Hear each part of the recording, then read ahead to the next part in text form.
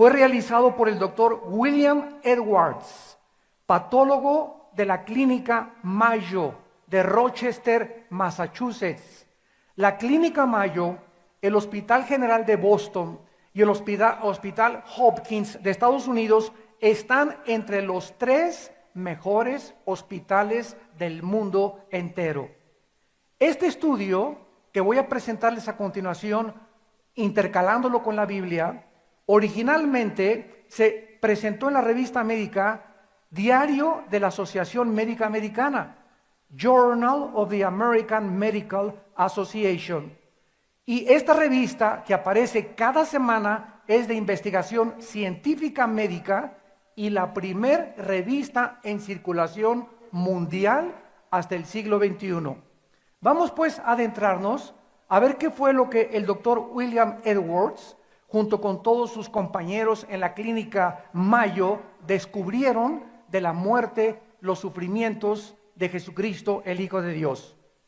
En primer lugar, la Biblia enseña que Jesús en el huerto de Getsemaní, la noche antes, o casi ya cuando iba a anochecer, que fue capturado en el huerto de Getsemaní, se hincó y llegó con sus discípulos y les pidió a los discípulos, diciéndoles que lo ayudaran a orar, porque su alma estaba angustiada hasta la muerte.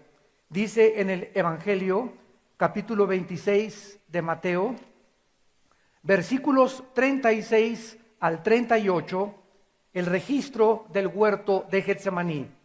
Mateo 26, versículo 36. Entonces Jesús llegó con ellos a un lugar que se llama Getsemaní. Es interesante que la palabra griega Getsemaní significa aceite prensado. Aceite prensado. O sea, cuando apretaban el fruto de la vid para poder, las aceitunas para sacar el aceite, le pusieron el nombre de Getsemaní. Y entonces Cristo les dijo a los discípulos, siéntense entre tanto que voy allí y oro. Y tomando a Pedro y a los 2 hijos de Zebedeo, comenzó a entristecerse y a angustiarse en gran manera. Entonces Jesús les dijo, mi alma está muy triste hasta la muerte, quédense aquí y velen conmigo. Y yendo un poco adelante, se postró sobre su rostro, orando y diciendo, Padre mío, si es posible, pase de mí esta copa, pero no sea como yo quiero, sino como tú. Y en el Evangelio de Lucas capítulo 22, versículo 44, la Biblia dice que estando en agonía, oraba más intensamente y era su sudor como grandes gotas de sangre que caían hasta la tierra. De acuerdo a la ciencia médica, la Biblia enseña que este sudor que Cristo transpiró a través de sus capilaridades cutáneas se llama científicamente hematodrosis, hematohidrosis o sudor sanguinolento. Esto suele ocurrir, de acuerdo a los médicos, cuando existe un estado emocional tan elevado que la hemorragia de las glándulas sudoríparas ocasiona que la piel quede totalmente frágil. Probablemente la pérdida de la sanguínea en el huerto de Getsemaní no produjo el shock hipovolémico que le produjo la crucifixión, como lo vamos a ver. Sin embargo, esta fragilidad cutánea resultante ocasionó más tarde una gran pérdida de sangre, después cuando comenzaron a azotar su espalda. Damas y caballeros, siempre los mismos teólogos, los mismos científicos se han preguntado, una vez que explicamos que esto es científico, hematohidrosis, sudar sangre, ¿por qué Cristo le dice al Padre, si es posible, pasa de mí esta copa? Muchos se han preguntado si Jesucristo tenía miedo a la muerte, si tenía miedo a los clavos, si tenía miedo al flagelo de 5 colas que los soldados romanos usaban. ¿Qué era lo que angustió a Jesús en su humanidad? Que lo llevó a transpirar sangre. ¿Qué fue lo que ocasionó la presión sobrenatural, asombrosa sobre su cuerpo, que hizo que la corriente sanguínea saliera a través de la piel? Y la Biblia nos responde que cuando Cristo estaba a punto de expirar en la cruz, gritó, Elí, Elí, lama sabactani, en arameo, que significa, Padre, Padre, ¿por qué me has desamparado? En ese momento, algo misterioso pasó en la cruz. Dios se separa de su Hijo Jesucristo cuando nuestros pecados, tus pecados y mis pecados, fueron puestos sobre su cuerpo. Cristo sudó sangre porque no tenía miedo a la muerte. Él, después de Getsemaní, estaba ya dispuesto a ir y ser crucificado. Jesús estaba angustiado hasta la muerte, que la sangre salió por sus capilaridades cutáneas, porque Jesucristo nunca había sido abandonado por Dios. La Biblia dice que la paga del pecado es la muerte, y el alma que pecare, esa morirá. Y en la cruz nuestros pecados iban a ser puestos sobre el Hijo de Dios.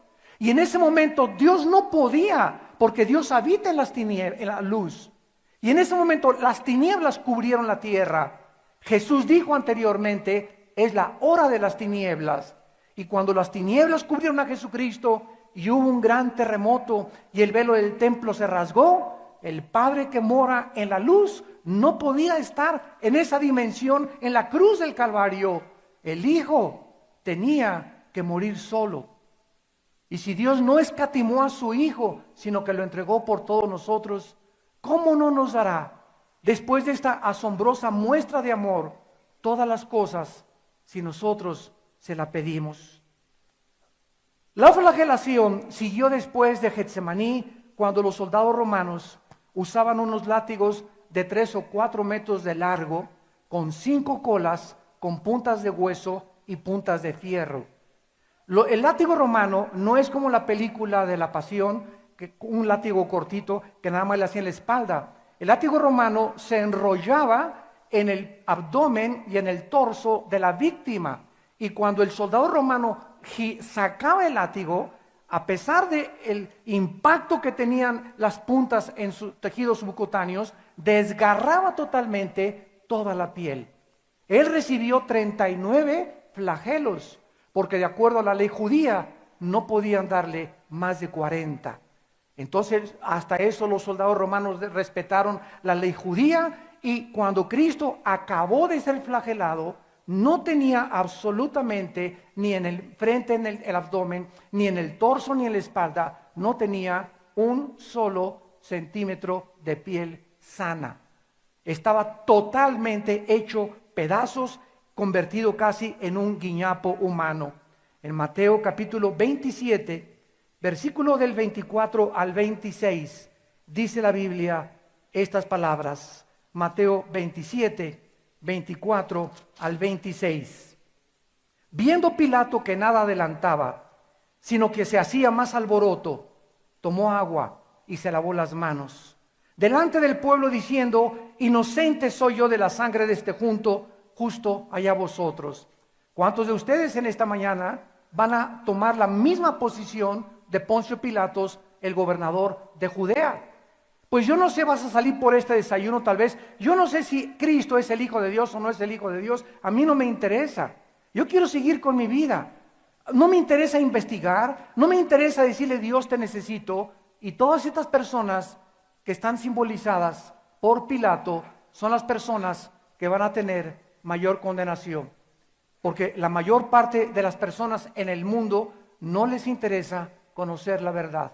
Prefieren seguir su vida. Creen que solamente es una cosa que va a pasar y que no hay ninguna repercusión eterna en lo que pueda pasar en su vida después de la muerte. Pilato se lavó las manos y dijo: yo no sé si es culpable o no es culpable, yo se los entrego. Lo entregó de una forma débil, de una forma patética, para un gobernante y para un político, a la turba que quería asesinarlo. Dice la Biblia en el versículo 25 que respondiendo todo el pueblo dijo: su sangre sea sobre nosotros y sobre nuestros hijos. Entonces le soltó a Barrabás y azotaron a Jesús y lo entregaron para ser crucificado. Escuchen lo que dice el reporte médico.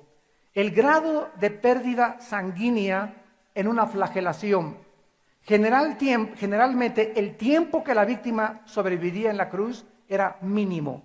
La pérdida apreciable de sangre preparó el terreno para un estado de shock hipovolémico, que significa una disminución del volumen sanguíneo por pérdida de sangre o por deshidratación. La hipovolemia, de acuerdo a la ciencia, disminuye la presión circulatoria, por lo que también disminuye la presión de la sangre que regresa al corazón. Esto disminuye la cantidad de sangre que sale del corazón y por eso se le llama que Cristo estaba entrando después de que lo flagelaron en un estado de shock hipovolémico. El sistema circulatorio, de acuerdo a la ciencia médica, se puede recuperar mientras el grado de hemorragia o la pérdida de sangre no pase de cierta cifra. Pero una vez cruzada esta cifra, bastan unos pocos mililitros de sangre para establecer la diferencia entre la vida y la muerte. En el caso de Cristo, no se considera la hipovolemia como la causa de su muerte. Cristo no murió por desangramiento, en otras palabras. Jesús fue tan debilitado por los 39 flagelos o latigazos que la Biblia dice en Mateo capítulo 27, versículo 32, que cuando iba cargando la cruz Cristo, no pudo cargar más el patíbulo de la cruz, y un hombre llamado Cirene, que se llamaba Simón, lo obligaron a llevar la cruz.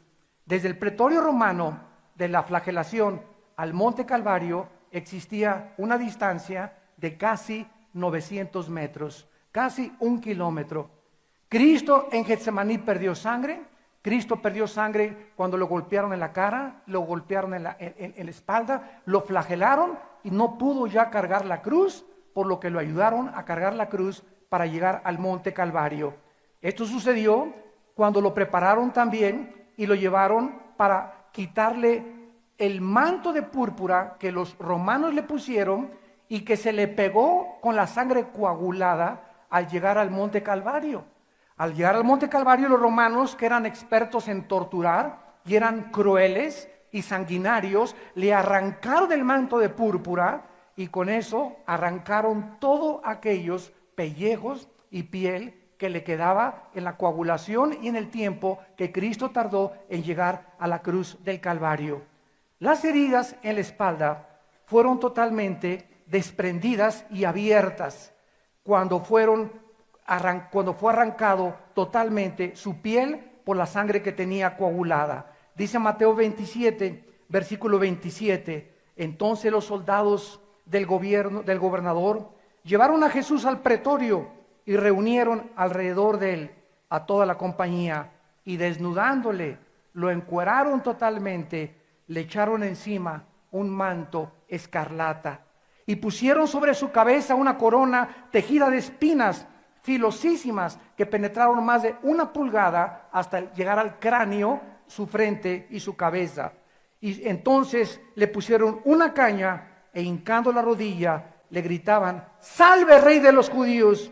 Y escupiéndole tomaban la caña y le golpeaban en la cabeza. Cristo sufrió heridas, descalabrado toda su cabeza, coronado con las espinas, su abdomen hecho un guiñapo humano, la pérdida de sangre que comenzó a provocar el shock hipovolémico, y además en el momento en que lo acostaron sobre la cruz, su espalda comenzó a pegar con la madera y entonces levantaban la cruz que tenía aproximadamente 1 metro de profundidad el hoyo donde la cruz era encajada, y al soltar la cruz en el suelo, el cuerpo de la víctima caía y se rasgaba totalmente los clavos que tenía puestos en las manos y en los pies. Escuchen lo que dice la Biblia en Lucas 23 a la luz de la Biblia, versículo 32 al 37. Dice Lucas 23, versículo 32, llevaban también con él a otros dos que eran malhechores para ser muertos. Y cuando llegaron al lugar llamado de la calavera, le crucificaron allí. Y los malhechores, uno a la derecha y otro a la izquierda. Y Jesús decía: Padre, perdónalos, porque no saben lo que hacen. Y repartieron entre sí la única pieza de vestido que Jesús tuvo durante toda su vida. Su túnica se la arrancaron y lo exhibieron desnudo en una cruz. ¿Qué dice la ciencia acerca de la crucifixión? ¿Dónde fueron los clavos de Cristo? Regularmente se pinta a Cristo con las heridas aquí en las manos, pero de acuerdo a la ciencia era imposible. Los clavos los pusieron exactamente en las muñecas. Dice la ciencia, los brazos de un crucificado no eran totalmente estirados, porque los clavos eran puestos entre los huesos del radio y los huesos del carpo. Aunque no producían fractura, el daño al periósteo, membrana que cubre los huesos, era dolorosísima. Seguramente los clavos también penetraron el nervio mediano, lo cual debió haberle ocasionado a Jesús espasmos intensísimos de dolor en ambos brazos mientras él estaba recibiendo los clavos con el martillo que herían sus brazos. Todo esto se debió haberle producido lo que llaman en la ciencia parálisis en parte en sus manos, pues los ligamentos son atrapados en el trayecto de los clavos, ocasionando lo que se llama una mano en garra. Los clavos de los pies le atravesaron los huesos del tarso y seguramente también le ocasionaron lesiones en los nervios. Los clavos, sin embargo, no producían una pérdida sanguínea importante. El mayor efecto fisiológico, dice el doctor Edwards, de la crucifixión fue la interferencia con la respiración normal, especialmente cuando el crucificado trataba de inhalar aire para exhalarlo. El simple hecho de jalar aire implicaba dolores y calambres desde la punta de la cabeza a la punta de los pies. Calambres intensísimos. Las manos ya casi Cristo no las sentía por los nervios que habían atravesado los clavos, y cada vez que Jesús quería respirar era un esfuerzo tan grande que tenía que cada vez y cada segundo se iba acortando poco a poco su vida. Este efecto, de acuerdo a un análisis de la respiración, primordialmente con el diafragma y de forma superficial, resulta en una retención de dióxido de carbono en los pulmones. Otros factores, dicen los científicos, que contribuían a la muerte de un crucificado eran, por ejemplo, la deshidratación. Muchos morían por deshidratación antes de que cualquier otra cosa sucediera. En segundo lugar, podían morir por arritmias cardíacas inducidas por el estrés. En tercer lugar, un crucificado podía morir por insuficiencia cardíaca por acumulación rápida de líquido de la cavidad pericárdica o en la cavidad pleural.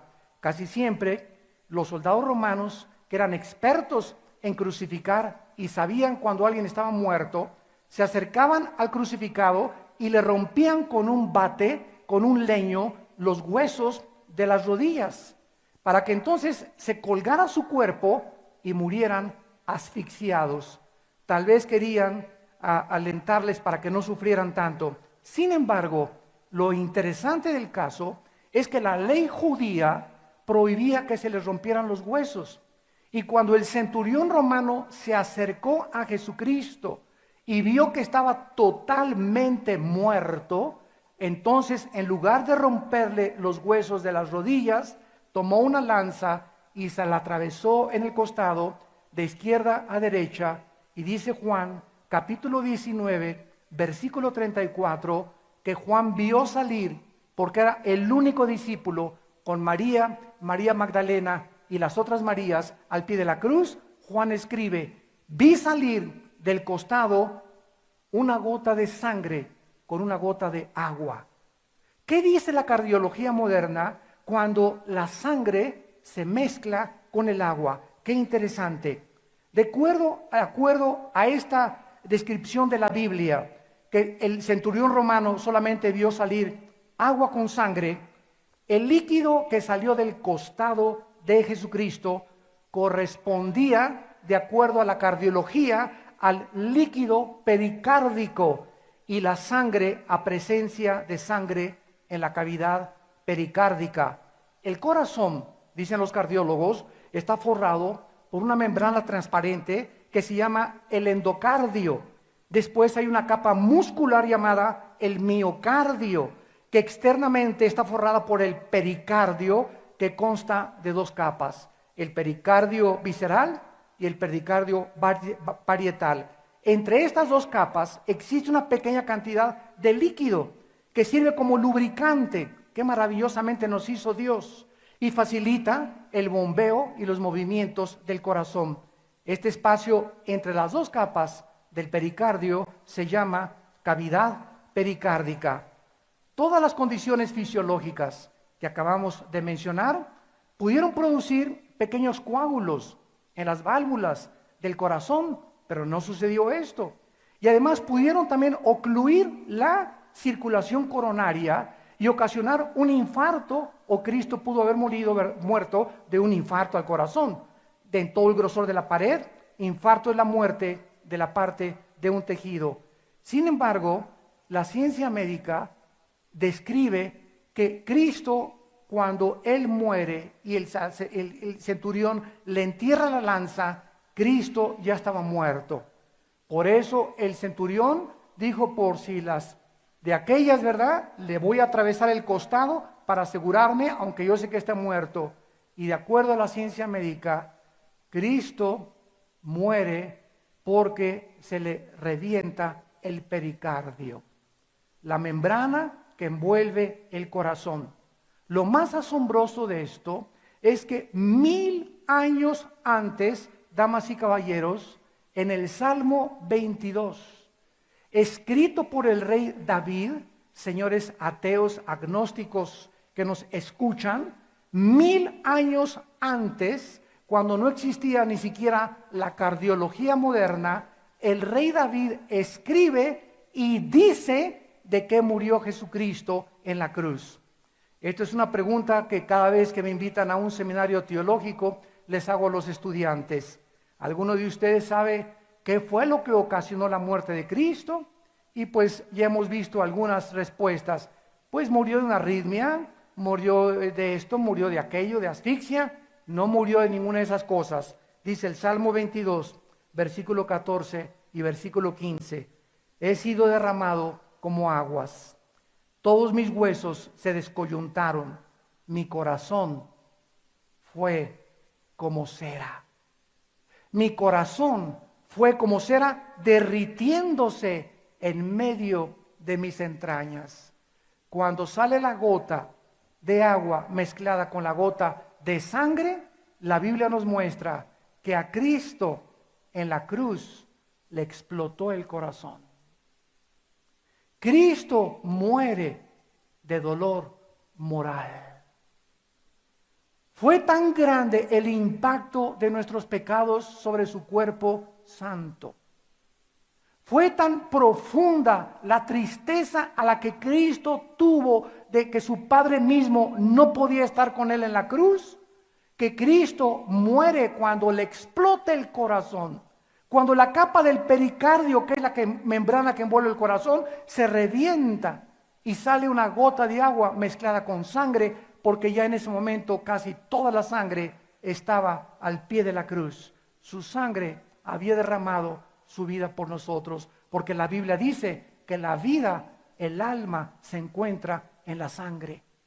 Antes de que se descubriera la circulación de la sangre, la Biblia establecía ya con siglos de años de anticipación que la vida de la persona se encuentra en la sangre. Nuestra vida está en la sangre, y ahora que han descubierto que en la sangre se encuentran todas las enfermedades y todas las cosas que se pueden descubrir, la ciencia dice, y la Biblia tenía razón. Todo este Salmo 22 nos habla de los sufrimientos de Cristo en la cruz 1000 años antes de que sucediera. Dice el versículo 12, me han rodeado como toros de Bazán me han cercado, Abrieron sobre mí su boca como león rapaz y rugiente. Versículo 17, contar mis huesos puedo, entre tanto me miran y me observan. Repartieron entre sí mis vestidos, sobre mi ropa echaron suertes. Damas y caballeros, nunca en la historia se ha escrito de ningún líder religioso lo que se escribió de Cristo con siglos de anticipación. Nunca nadie supo que Buda iba a nacer, o que Zoroastro, o que Mahoma, o cualquier líder que tú me quieras presentar. Pero de Cristo se escribieron con siglos de anticipación quién iba a ser su madre, que iba a nacer de una virgen. ¿Dónde iba a nacer? En una aldea llamada Belén. ¿Cómo iba a ser su infancia, su juventud, su ministerio, su muerte, su resurrección y su ascensión? Esto es asombroso, porque solo Dios conoce el futuro. Por eso las evidencias proféticas de la Biblia le hacen ponerse un zipper a cualquier persona agnóstica o a cualquier persona atea, porque tú no puedes pelearte con una evidencia que estoy presentándote a ti y que es absolutamente veraz. O sea que el problema para la gente no es las evidencias que necesitan, el problema para la gente es de carácter moral. Tú no crees porque no te falten evidencias, eso no es correcto. Tú no crees porque no te conviene creer. Tal vez la vida moral que llevas, tal vez los negocios que estás haciendo, tal vez donde están tus metas te impiden entregarle tu vida al Hijo de Dios.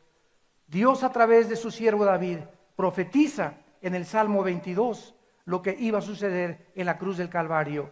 Y 750 años antes de Cristo, el profeta Isaías, en el capítulo 53, versículo 3 en adelante, escribe estas palabras de lo que le sucedería al Mesías, el Hijo de Dios.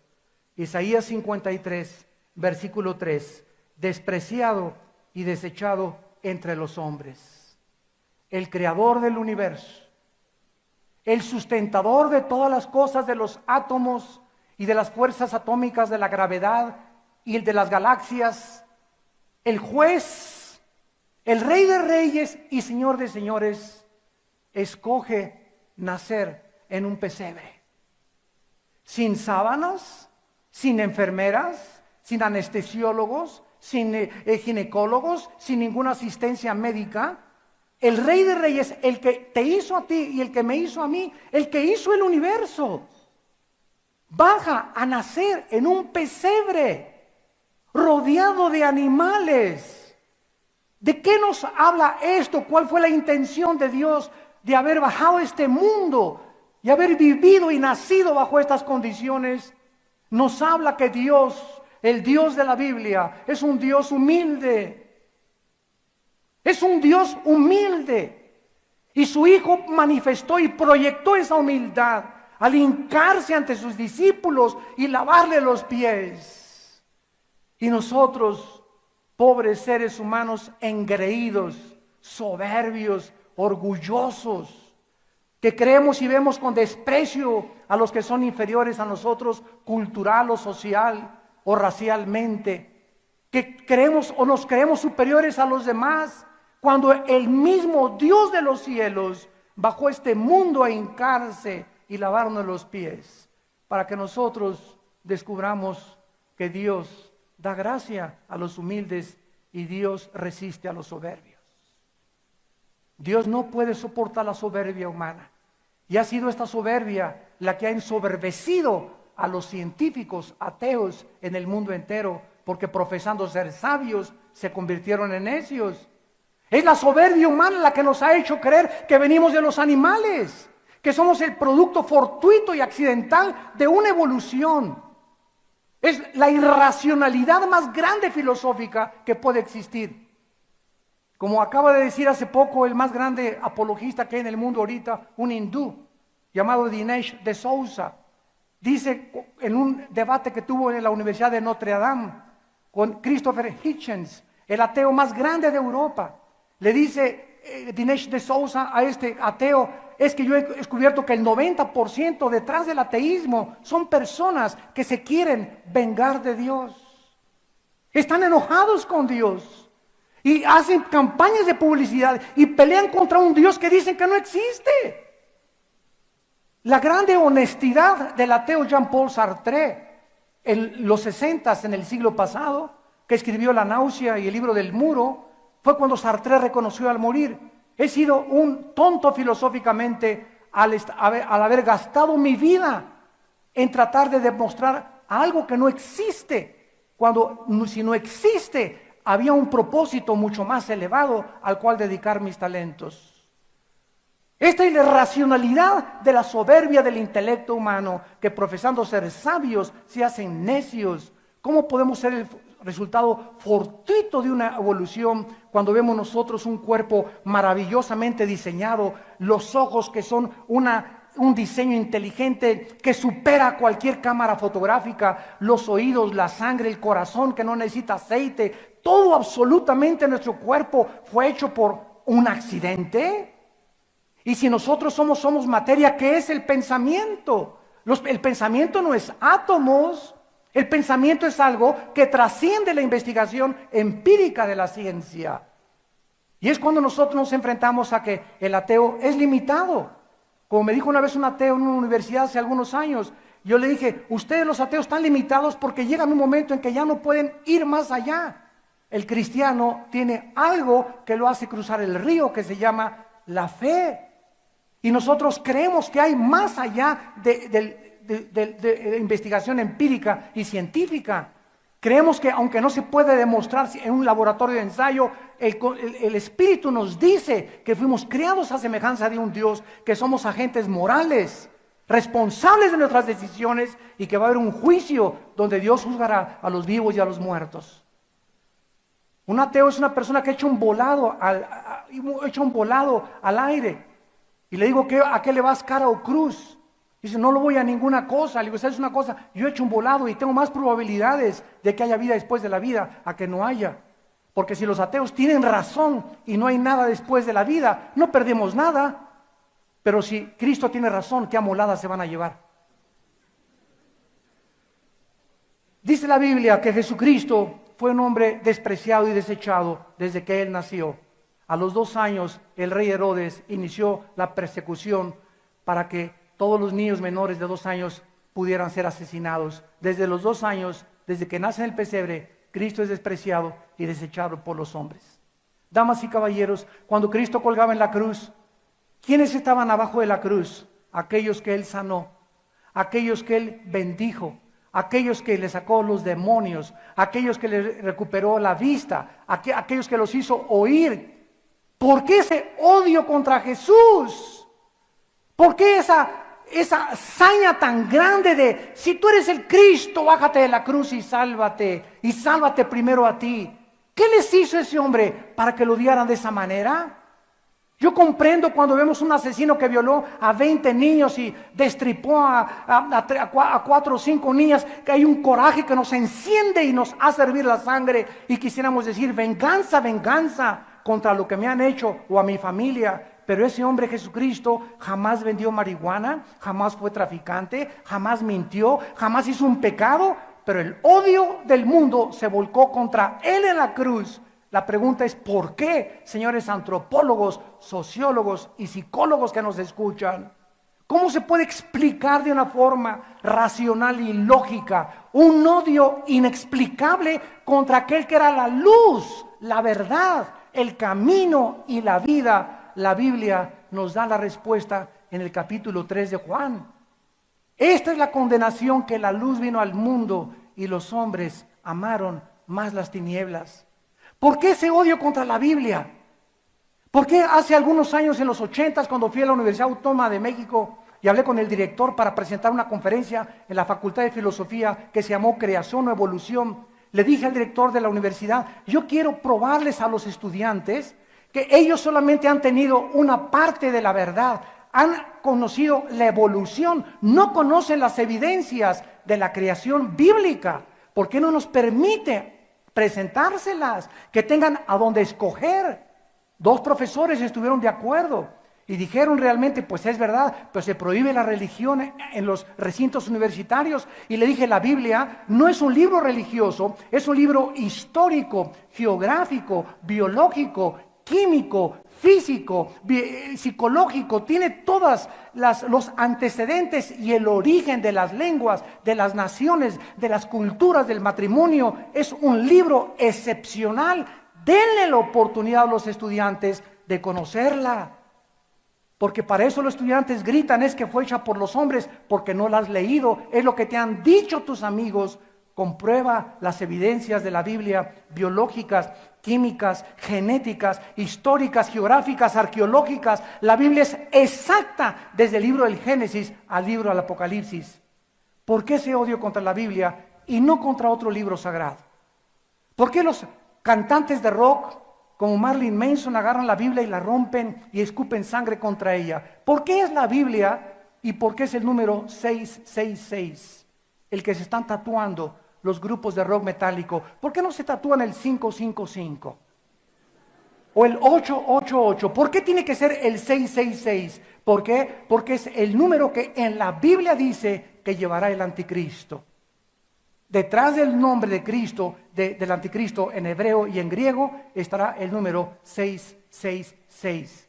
Porque es el cristianismo el objeto de tanta persecución en el mundo a través de los últimos 20 siglos.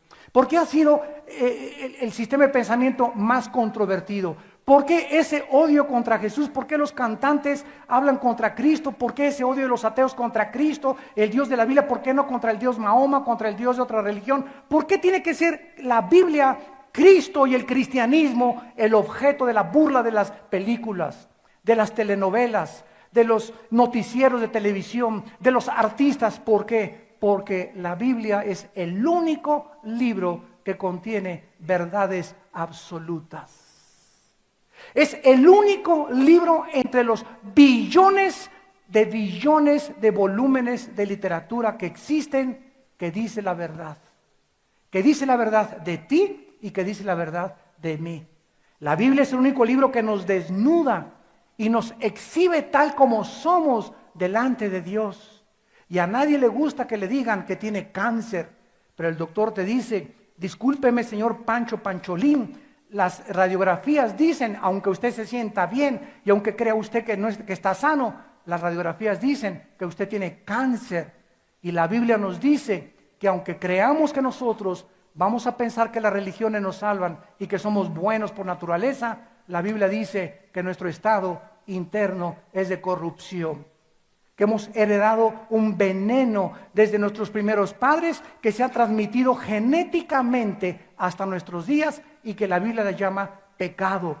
William Shakespeare le llamaba el defecto trágico, Carlos Marx le llamaba la lucha de clases, Sigmund Freud el medio ambiente. Todos, la educación es que falta de conocimiento y todos atribuyen a algo el problema de la maldad humana. La Biblia le llama pecado.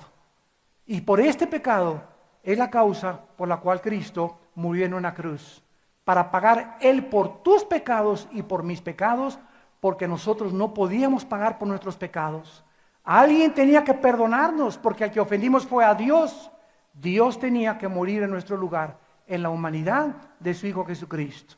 Como me dijo una vez un musulmán, señor Alducin, Cristo es Dios. Le dije, sí. Mañana, por cierto, voy a hablar sobre la conferencia, ¿es Dios Cristo o Jesucristo es Dios? Y le dije, sí, Jesucristo fue Dios. Y me dice el musulmán, de una forma, una excelente pregunta, entonces, ¿cómo pudo Dios morir? Si Cristo es Dios, ¿cómo pudo Dios morir? Y le dije, no cabe duda que es falta de información y de conocimiento. Cristo tenía dos naturalezas, era 100% hombre, era 100% Dios. En la cruz Cristo muere en su humanidad, muere el cuerpo de Cristo, el Espíritu lo entrega al Padre en el momento de la muerte.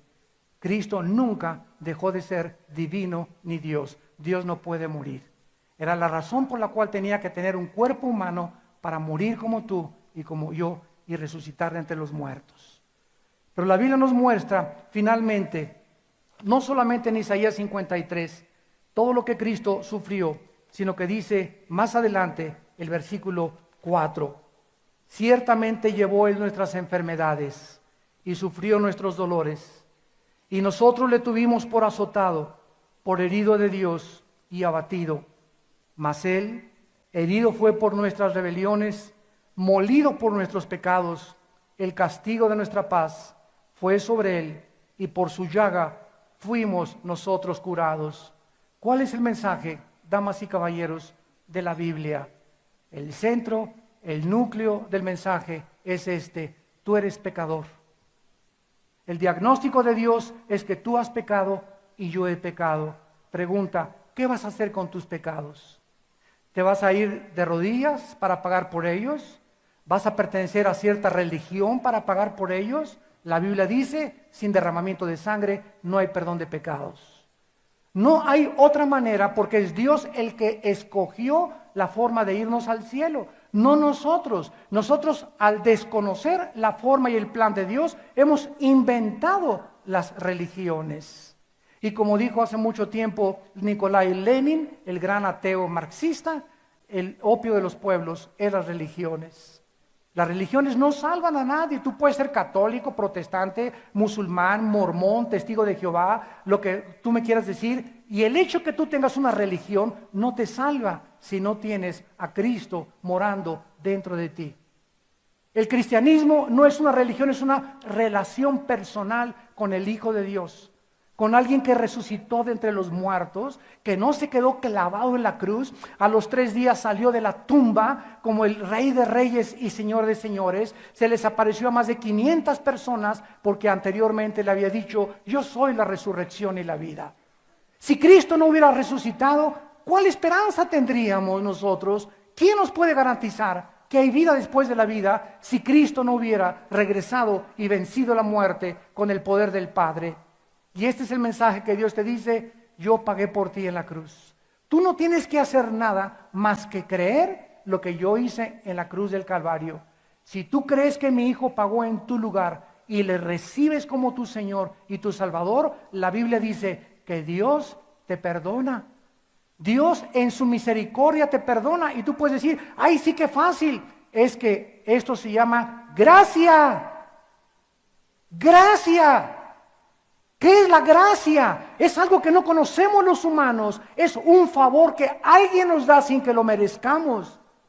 Es cuando tu hijo se porta mal y en lugar de que tú lo castigues, le das un regalo. Y el hijo te dice: oye, pero yo no merezco ese regalo. Y le dices: no te lo doy porque lo merezcas, te lo doy por gracia, porque te quiero favorecer simplemente para que veas cuánto te amo. Y este es el mensaje que de Dios, que de tal manera amó Dios al mundo, que nos dio a su Hijo unigénito, para que cualquiera de ustedes que crea en Él no se pierda, mas tenga la vida eterna. Porque Dios muestra su amor para con nosotros en que, siendo aún pecadores, Cristo murió en nuestro lugar. Él, que no conoció pecado, por nosotros se hizo pecado, para que nosotros fuésemos hechos la justicia de Dios en Él. Dios simplemente te pide: ábreme tu corazón, hijo, hija mía. Dame la oportunidad de entrar a tu vida. Dame la oportunidad de demostrarte que soy real. Ya deja de oír las opiniones filosóficas del mundo y de hombres. Escucha la voz de mi Hijo Jesús. Él es la resurrección. Él es el pan que descendió y nos da vida. Él es la luz. Él es el camino. Él es la verdad. Él es la vida eterna. Y Cristo, para terminar, antes de morir, les dijo a los discípulos el día anterior, en Juan capítulo 14, las siguientes palabras. Y nos dice Dios, ahora que nos aproximamos, todos nosotros nos aproximamos a la tumba. Porque tú tienes que morir algún día, yo tengo que morir. A lo mejor tú vas a morir hoy. A lo mejor en la próxima hora aquí te sale una embolia saliendo del hotel. A lo mejor un ataque al corazón, un ataque cardíaco. Ninguno de nosotros sabe el momento en que Dios nos dice: se acabó el límite y se acabó el 20 de tu vida. Vámonos a casa o desciendes al infierno. Ninguno de nosotros tenemos la seguridad, y Cristo nos dice antes de morir: no se turbe vuestro corazón. El cristiano es una persona que vive segura, está tranquila, aunque el dólar bajó, el petróleo cayó, guerras, rumores de guerras, tsunamis, etcétera, etcétera. El mundo que vivimos es un mundo inestable. Las fuerzas de la naturaleza están azotando a la humanidad como nunca había sucedido, exactamente de acuerdo a como la Biblia lo profetizó. En medio de este mundo cambiante y de este mundo inestable, el cristiano es una persona que ha hecho la paz con su Creador, que sabe que todo está bien y que lo peor que nos pueda suceder es morir. Y dice la Biblia en Filipenses capítulo 1 que el morir es ganancia para nosotros. Mientras estamos en el cuerpo, vivimos para Él, pero el día que muramos, salimos de nuestra prisión, que es el cuerpo, el alma y el espíritu, para reunirnos con nuestro Creador y oír esas palabras que dice la Biblia, que Dios te dirá: ven, bendito de mi Padre, al reino que he preparado, porque tuve hambre y me diste comer, tuve sed y me diste beber, estuve en la cárcel y me visitaste. En otras palabras, no viviste para tus intereses, viviste para los intereses de los demás, porque en eso se encuentra la verdadera felicidad, en vivir para los demás, en preocuparte para los demás, en salir de tus problemas y de tus llantos y de tus cosas y tratar, como dijo hace muchos años la Madre Teresa en Nueva York, cuando se iba a regresar a Calcuta con sus leprosos. Le preguntaron esta historia, ya la he contado y la vuelvo a repetir. Madre Teresa, ¿para qué se regresa usted con sus leprosos a un país insalubre, con tantos moscos, con tantas ratas, con tantas cosas? Aquí le construimos en Nueva York un hospital con aire acondicionado, le podemos rentar un coche, le podemos regalar un carro, etcétera, etcétera. ¿Puede usted comer mejor comida? Y la Madre Teresa, antes de abordar el avión, dijo estas palabras: señores periodistas, quiero que entiendan algo. La felicidad no se encuentra en vivir confortablemente, ni en tener abundancia de bienes materiales, porque los bienes materiales no nos dan la felicidad.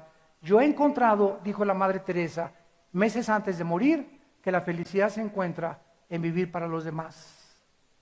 Y cuando yo he entregado mi vida para esos leprosos, ahí es donde yo he encontrado la misión que tengo en la vida. Yo he prometido a Dios no vivir para mí misma jamás.